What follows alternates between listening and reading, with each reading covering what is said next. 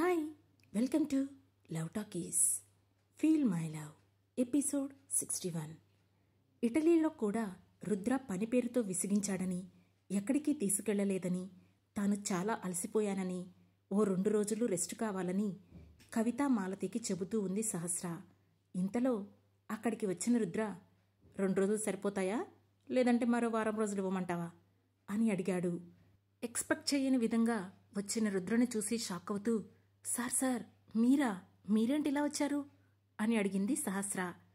నిన్నేమో ఇటలీలో లాగిపెట్టి కొట్టి ఈ రోజు వరకు మాట్లాడకుండా సైలెంట్గా ఉంది, ఇప్పుడేమో ఎక్కడా లేని రెస్పెక్ట్ చూపిస్తుంది. మహానటిరా బాబు అని అనుకుంటూనే, ఇదిగో నీ హ్యాండ్ బ్యాగ్, కారులో మర్చిపోయావు, ఇది ఇవ్వాలనే వెనక్కి వచ్చాను అంటూ బ్యాగును సహస్ర మీదకు విసిరేసినట్లుగా వేసి మాలతి వైపు చూసి, ఆంటీ ఒక కాఫీ ఇస్తారా, మీ కాఫీని చాలా మిస్ అవుతున్నాను అని అన్నాడు రుద్ర. ఇప్పుడే తెస్తాను బాబు, ముందు మీరు వచ్చి కూర్చోండి అని చెప్పి గబగబా కిచెన్లోకి వెళ్ళింది మాలతి. రుద్ర వెళ్ళి సోఫాలో కాలు మీద కాలు వేసుకొని కూర్చొని సహస్ర వైపే సూటిగా చూస్తున్నాడు. ఇంతవరకు అతన్ని చూడని కవిత అతని యాటిట్యూడ్కి ఒక సీరియస్ లుక్ ఇచ్చి సహస్రకు దగ్గరగా జరిగి, ఏంటి మీ బాస్ ఇంటి వరకు రావడమే కాకుండా ఇక్కడికొచ్చి ఇంత రుబాబు చేస్తున్నాడు అని నెమ్మదిగా అడిగింది. ఇదంతా మీ ఫ్రెండ్ ఇచ్చిన చనువే అని కంప్లైంట్ చేస్తున్నట్లుగా చెప్పింది సహస్ర. మీ అమ్మకి ఈ మధ్య మరీ బుద్ధి లేకుండా పోతుంది, ప్రతి ఒక్కరిని ఇన్వైట్ చేస్తుంది ఇంటికి, వాళ్ళకి లేనిపోని రెస్పెక్ట్లు ఇస్తుంది అని అంది కవిత. రెస్పెక్ట్ మాత్రమే కాదాంటీ, ఇంటి పెత్తనం కూడా ఇస్తుంది. అసలు మీ ఫ్రెండ్కి ఉన్న మంచితనం రోజు రోజుకి ఎక్కువ అవుతోంది అని అంది సహస్ర. అప్పటికే సన్నగా వినిపిస్తున్న వాళ్ల మాటలకు చేసిన గాసిప్ చాలు అంటూ వాళ్ల వైపు ఒక్క లుక్కిచ్చాడు రుద్ర. ఆ చూపుకే భయపడిపోయిన సహస్ర, వామ్మో, ఈ మనిషి ఇటలీలో ఉన్నన్ని రోజులు చాలా కూల్గా స్వీట్గా ఉన్నాడు, మళ్ళీ ఇక్కడికి వచ్చేసరికి పాత సీఈఓగా మారిపోయాడు, ఇక ఇతన్ని తట్టుకోవడం కష్టమే అని మనసులోనే అనుకుంది. ఇంతలో మాలతి రుద్ర కోసం స్ట్రాంగ్ కాఫీ తీసుకొచ్చి, తీసుకో బాబు అని ఇచ్చింది. అమ్మా, నేను కూడా సార్తో పాటే వచ్చాను కదా, మరి నాకు కాఫీ ఎందుకు ఇవ్వలేదు అని అడిగింది సహస్ర. నువ్వు లేచి వెళ్ళి ఫ్రెష్ అయ్యిరా, డైరెక్ట్గా భోజనమే పెడతాను అని అంది మాలతి. అదేంటి, కాఫీ ఇవ్వచ్చు కదా, నేను కూడా ఫుల్ టైర్డ్ అయిపోయాను, నువ్వు కాఫీ ఇస్తే తాగేసి ఫ్రెష్ అయి వచ్చిన తర్వాత తింటాను కదా అని అంది సహస్ర. ఈ టైంలో నీ కాఫీ ఏంటి, రుద్ర అంటే ఎప్పుడో ఒకసారి వస్తాడు కాబట్టి ఇచ్చాను, నువ్వు వెళ్ళి ఫ్రెష్ అయిపో అని గద్దించింది మాలతి. ఛా, ఇన్ని రోజుల తర్వాత కూతురు ఇంటికొస్తే కనీసం రెస్పెక్ట్ కూడా ఇవ్వడం లేదు అని మనసులోనే గొనుక్కుంటూ మూతి తిప్పుకొని రూంలోకి వెళ్ళిపోయింది సహస్ర. అప్పుడు మాలతి అక్కడే ఉన్న కవితను రుద్రకు పరిచయం చేస్తూ, బాబు రుద్ర, తను నా ఫ్రెండ్ కవిత అని చెప్పింది మాలతి. హాయ్ ఆంటీ అని అన్నాడు రుద్ర. హాయ్ మిస్టర్ సీఈఓ అని నవ్వుతూ పలకరించింది కవిత. నా పేరు రుద్ర ఆంటీ, అలా పిలిస్తే సరిపోతుంది అని చెప్పాడు రుద్ర. ఓకే రుద్ర, నువ్వు మరీ మా సహస్రని ఎక్కువగా ఏడిపించకే, తను నీ మీద చాలా కంప్లైంట్స్ ఇస్తోంది అని అంది కవిత. మీ అమ్మాయి చేసే పనులు మీకు తెలియవు ఆంటీ, మీ ముందు ఏం తెలియనట్లే ఉంటుంది, ఆఫీసులో మాత్రం చాలా ఇరిటేట్ చేస్తుంది, తనను కంట్రోల్లో పెట్టాలంటే ఒక్కొక్కసారి సీరియస్ అవ్వక తప్పదు అని చెప్పి ఖాళీ అయిన కాఫీ కప్పును టేబుల్పై పెట్టేసి, ఇక ఉంటానంటీ అని ఇద్దరికీ చెప్పేసి అక్కడి నుంచి వెళ్ళిపోయాడు రుద్ర. అతను వెళ్ళాక బయటికి వచ్చిన సహస్ర, ఏంటమ్మా నువ్వు మా సార్ ముందే అలా తీసిపడేస్తున్నావు, అస్సలే నేనంటే ఆయనకు చిన్న చూపు, ఇక నువ్వు ఇలా అంటే ఆయన అసలు నన్ను లెక్క చేస్తాడా అని అంది సహస్ర. పాపం ఆ అబ్బాయి మంచోడే, నీ తిక్కతో నువ్వే బాగా చిరాకు పెట్టేస్తున్నట్లున్నావు, ఒక కంపెనీ సీఈఓ అయ్యుండి కూడా నీకోసం ఇంటిదాకా వస్తాడు, అక్కడే తెలిసిపోవడం లేదు అతని మంచితనం అని మురిసిపోయింది మాలతి. చాలు చాలు, ఇక ఆయన గొప్పతనం గురించి నువ్వే చెప్పాలి, అయినా నీకు నేను తప్ప ప్రపంచంలో ఉన్న అందరూ మంచివాళ్ళ లెక్కనే కనిపిస్తారు కదా అని విసవిస అక్కడి నుంచి లోపలికి వెళ్ళిపోయింది సహస్ర. ఏంటి మాలతి, ఈ మధ్య నువ్వు మరీ ఇలా తయారవుతున్నావు, మొన్న వాడెవడినో తీసుకొచ్చి సహస్రకు మొగుడిని చేస్తాను అన్నావు, ఇప్పుడు ఈ అబ్బాయి మంచోడు అంటున్నావు, ఏంటి యంగ్ బాయ్స్ అంతా నీకు చాలా మంచివాళ్ళలా కనిపిస్తున్నారు, ఎప్పుడెప్పుడు ఇంటికి అల్లుడిని తీసుకొచ్చుకుందామా అని బాగా ఎదురు చూస్తున్నట్లున్నావు అని నవ్వుతూ అంది కవిత. ఆ మాటకి మాలతి ఏదో చెప్పబోతుండగా, ఏంటి ఎవరిని తీసుకొచ్చి నాకు మొగుడిని చేస్తానంటుందాంటీ అని రయ్యమంటూ బయటికి వచ్చింది సహస్ర. విన్నావా? వినేశావా? అది పెద్ద మ్యాటర్ కాదులే తల్లి, ఏదో మేమిద్దరం డిస్కషన్ చేసుకున్నాం అని అంది మాలతి.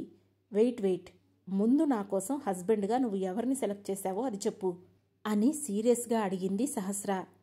ఒకరున్నారులే, అతను నీకు సెట్ అవుతాడని అనుకుంటున్నాను అని అంది మాలతి. అదెవరో చెబుతావా లేదా అని సీరియస్గా అడిగింది సహస్ర.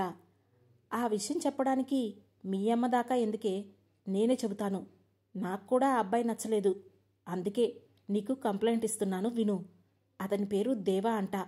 మీ అమ్మని అక్క అని ఎంతో ఆప్యాయంగా పిలుస్తున్నాడు అనగానే సహస్రకు షాక్ కొట్టినట్లయింది. దాంతో వెంటనే కోపంగా తల్లివైపు చూసింది. ఆ చూపుకి తడబడుతూ, అంటే అతను నాకు మంచివాడనే అనిపించిందే, నీకు భర్తగా కూడా బాగా సెట్ అవుతాడనిపిస్తుంది. అందుకే నీకిచ్చి పెళ్లి చేయాలని అనుకున్నాను.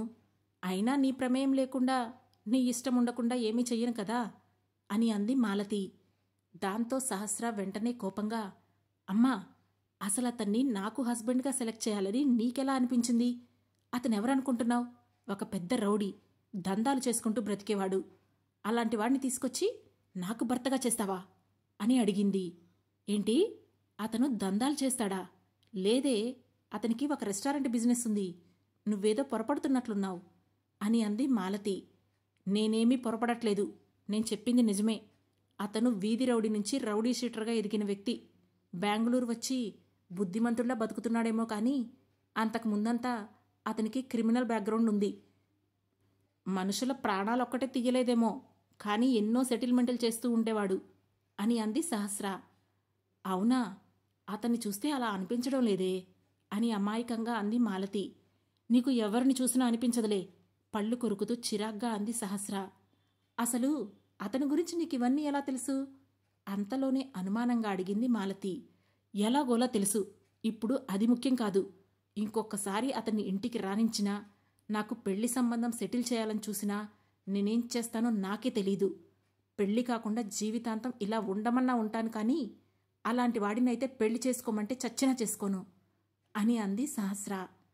అలాంటి వాడు కాదు కానీ మీ బాస్ లాంటి వాడైతే ఓకేనా సహస్ర అని మెల్లగా నవ్వుతూ అడిగింది కవిత. ఆ మాటతో చువ్వున కవిత వైపు చూసింది సహస్ర. అరే, అలా చూడకే, నీ బాస్ చూడటానికి చాలా బాగున్నాడు. ఫుల్ రిచ్ బ్యాక్గ్రౌండ్ కూడా ఉన్నట్లుంది. ఒకసారి ఆలోచించరాదు అని అంది కవిత. దాంతో వెంటనే మాలతి అందుకొని, అరే, అతని గురించి అలా ఆలోచించడానికైనా మనకు అర్హత ఉండాలి కదా కవి.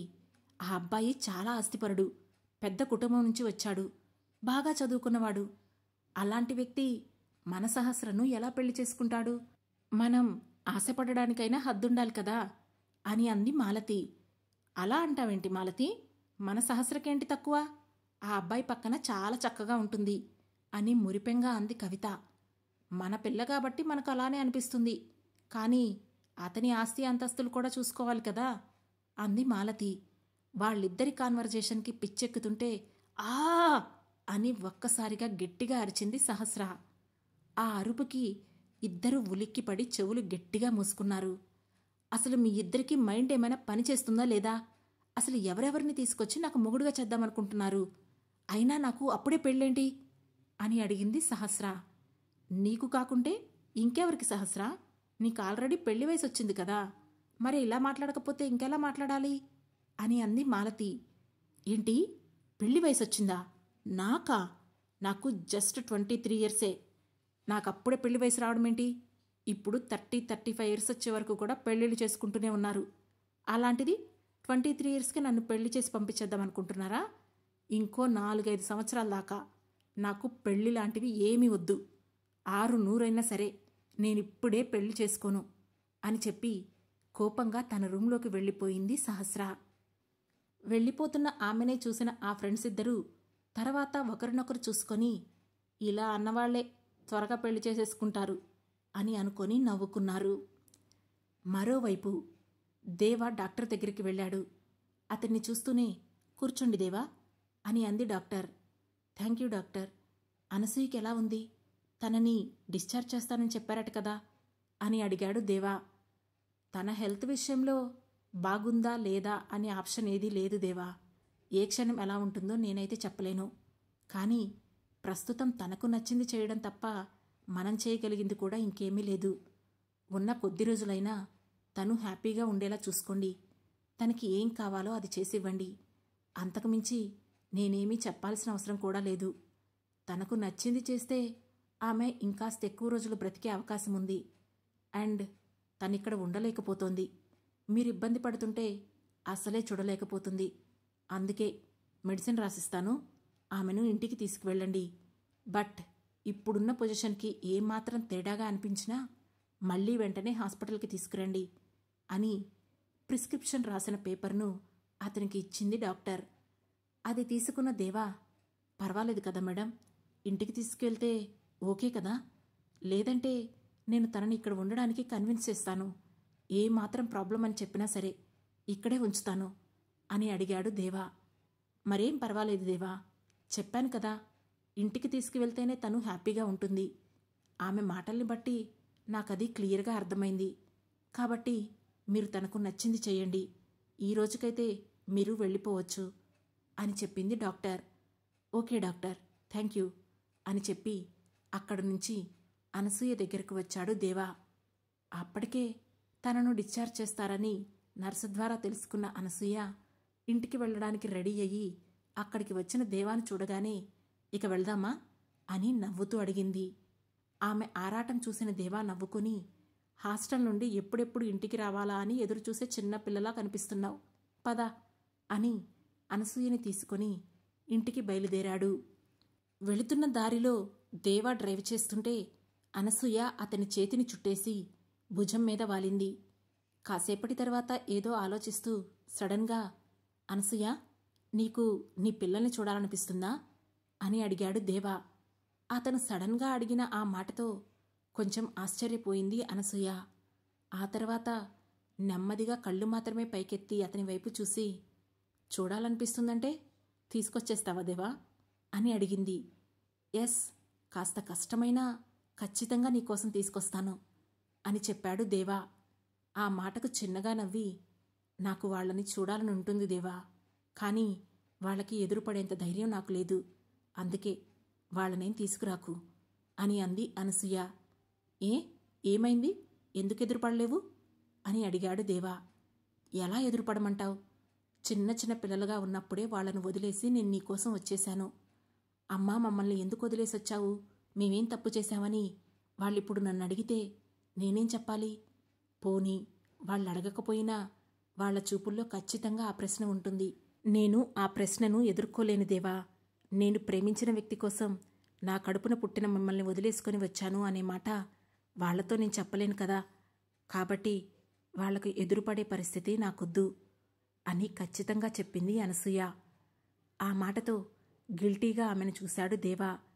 దాంతో వెంటనే అతని చెంపపై చెయ్యి వేసి మెల్లిగా నిమురుతూ, నువ్విలా గిల్టీగా ఫీల్ అవ్వకు దేవా, ప్లీజ్. నేను నా ఇష్ట ప్రకారమే, నా కోసమే, నేను ఇష్టపడిన నీ కోసమే నా వాళ్ళందరినీ వదిలేసుకొని వచ్చాను. ఏదైనా తప్పుంది అంటే అది నాదే, అంతేకాని ఇందులో నీ తప్పేమీ లేదు. నిన్నుగా ప్రేమించే వ్యక్తి నీకోసం వచ్చినప్పుడు వదులుకోవడానికి నువ్వేమీ మూర్ఖుడివి కాదు కదా అని అంది అనసూయ. సరే సరే, ఇక ఆ టాపిక్ వద్దులే. నీకోసం నేనేమైనా చేయాలనుకుంటున్నాను. చెప్పు, ఏం చేయమంటావు? అది నీకు ఫుల్ హ్యాపీనెస్ ఇచ్చేదిగా ఉండాలి అని అడిగాడు దేవా. ఆ మాటతో అనసూయ కాసేపు ఆలోచించి, ఏం చేస్తావు నా కోసం అని అడిగింది. నువ్వు ఏం అడిగినా చేస్తాను. ఏం చేయమంటావో అది చెప్పు. నీకున్న అతిపెద్ద కోరిక మనిద్దరికీ పెళ్ళి. దాన్ని నేను నిన్నే అడిగేశాను. కానీ నువ్వే ఏదేదో మాట్లాడేశావు. అందుకే ఇప్పుడు నువ్వే చెప్పు, నన్నేం చేయమంటావు అని మళ్ళీ ఆమెనే అడిగాడు దేవా. సరే, నేను చెప్పాక నువ్వు కాదు అనకూడదు అని అంది అనసూయ. అనను, ఏం చేయాలో చెప్పు అని ఓపికగా అడిగాడు దేవా. నువ్వు పెళ్లి చేసుకో దేవా. నేను బ్రతికి ఉన్నప్పుడే నువ్వు పెళ్లి చేసుకో. అది కూడా నువ్వు ఎంతో ఇష్టపడే సహస్రనే పెళ్లి చేసుకో అని అంది అనసూయ. ఆ మాటతో ఒక్కసారిగా షాక్ అవుతూ కారాపి, ఏంటి, నేను పెళ్లి చేసుకోవాలా? అది కూడా సహస్రను పెళ్లి చేసుకోవాలా అని అడిగాడు దేవా. అవును, నేను చెప్పింది తెలుగులోనే కదా అని నవ్వుతూ అంది అనసూయ. ఇప్పుడు ఆ జోక్స్ అన్నీ కాదు కానీ నేను నిజంగా సహస్రాన్ని పెళ్లి చేసుకోవడం నీకిష్టమేనా అని మళ్ళీ అడిగాడు దేవా. నా ఇష్టం సంగతి పక్కన పెడితే అది నీకు చాలా ఇష్టం కదా అని అంది అనసూయ. నేను నీ ఇష్టం చెప్పు అంటే నువ్వు నా ఇష్టం గురించి మాట్లాడతావేంటి? అయినా అదంటే నాకు ఇష్టమేం కాదు, పగ అని నీకు ఆల్రెడీ చెప్పాను. ఊరికే ఇష్టమని అనకు, నాకు చాలా అసహ్యంగా ఉంది అని చెప్పి కార్ స్టార్ట్ చేశాడు దేవా. ఏదో ఒకటి, పెళ్ళైతే అన్నీ బాగానే ఉంటాయిలే అని అంది అనసూయ. అయినా ఆ అమ్మాయి మాట అంటేనే నీకు నచ్చదు కదా, అలాంటిదేంటి ఇప్పుడు తనని పెళ్లి చేసుకోమంటున్నావు? ఏంటి కథ అని అనుమానంగా అడిగాడు దేవా. ఆ మాటతో అనసూయ మెల్లగా నిట్టూర్చి, నేను చస్తే నువ్వు ఒంటరివైపోతావు దేవా. నేను నీ దగ్గరికి రావడానికి ముందు నువ్వు ఎంత రఫ్గా ఉండేవాడివో గుర్తుందా? నేను వచ్చాక చాలా వరకు మారిపోయావు. ఇప్పుడు ఆ జీవితాన్ని పూర్తిగా వదిలేశావు. కానీ నేను మళ్ళీ ఇప్పుడు వెళ్ళిపోతే నువ్వు మళ్ళీ ఆ జీవితంలోకి వెళ్ళిపోతావు. అది నాకు ఇష్టం లేదు. అందుకే నిన్ను పెళ్లి చేసుకోమంటున్నాను. నువ్వు పెళ్లి చేసుకుంటే నీకు భార్య వస్తుంది. తను నిన్ను నాలాగే చూసుకుంటుంది అని అంది అనసూయ. ఓ, పెద్ద స్కెచ్చే వేశావు. కానీ సహస్రనే ఎందుకు పెళ్లి చేసుకోవాలి? మరే అదే చెప్పమంటున్నాను అని అడిగాడు దేవా. కోపంతో మొదలైన బంధాలన్నీ అంతులేని ఇష్టంతోనే ముగుస్తాయి దేవా. అందుకే తనను నీకిచ్చి పెళ్లి చేయాలని అనుకుంటున్నాను అని అంది అనసూయ. నీ ఫిలాసఫీ బాగుంది కానీ ఇప్పటికే మాట్లాడి చాలా అలసిపోయావు. ఇక ఇంటికి వెళ్ళి రెస్ట్ తీసుకో. నేను రెస్టారెంట్ వరకు వెళ్ళొస్తాను అని చెబుతూనే ఇంటి ముందును కారు ఆపాడు దేవా. ఆ మాటతో కారు దిగి సరే సాయంత్రం త్వరగా వచ్చేయ్ అని చెప్పి మూతి తిప్పుకుంటూ లోపలికి వెళ్ళిపోయింది అనసూయ. ఆమెను చూసి నవ్వుకున్న దేవా ఆమెకు నచ్చింది చేయడం కోసం అక్కడి నుండి వెళ్ళిపోయాడు. మరోవైపు సురభిని కాలేజీలో దించి వీరేంద్ర అక్కడి నుంచి వెళ్ళిపోయాడని తెలుసుకున్న మౌనిత వెంటనే మొబైల్ తీసి సురభికి కాల్ చేస్తుంది. సురభి ఫోన్ లిఫ్ట్ చేయగానే ఎక్కడున్నావు అని అడిగింది. నేనెక్కడున్నానో తెలిసే కదా మమ్మీ కాల్ చేశావు, మళ్ళీ ఎందుకు అడుగుతున్నావు అని అంది సురభి. చాలా పొగరుగా మాట్లాడుతున్నావు కదా, నా ముందు ఇంత పొగరు చూపిస్తే ఎలా ఉంటుందో నిన్న సాయంత్రం నీకు అర్థమై ఉంటుంది కదా, ఇంకా ఎందుకీ పొగరు అని అడిగింది మౌనిత. నీ కూతుర్ని కదా మమ్మీ, ఆ మాత్రం పొగరుంటుందిలే. అయినా కూతురనే మమకారం కూడా లేకుండా నువ్వు ప్రవర్తించినప్పుడు నేను ఈ మాత్రం పొగరు చూపించడంలో తప్పులేదు కదా అని అంది సురభి. నా కూతురు ఇంకా చిన్నపిల్లని అనుకున్నాను, కానీ నాదే పొరపాటు, అది చాలా పెద్దదయ్యింది అని ఆవేశంగా అంది మౌనిత. అందుకే కదా వదిలేశావు. అయినా ఇదంతా కాదు మమ్మీ, ఇప్పుడెందుకు కాల్ చేశావు అది చెప్పు అని అడిగింది సురభి.